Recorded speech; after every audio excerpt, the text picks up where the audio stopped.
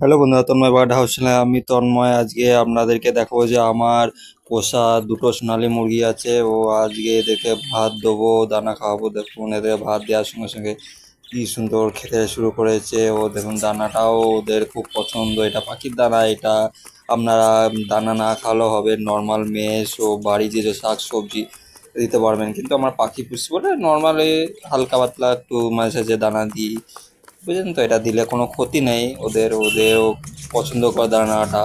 ও ভাত এটাও দিতে পারবেন আপনারা গরমে। এটাও যে সোনালী মুরগি দুটোই মরগ আছে। ও এদের জন্য মুরগি আমি কদিন পর নিয়ে আসবো।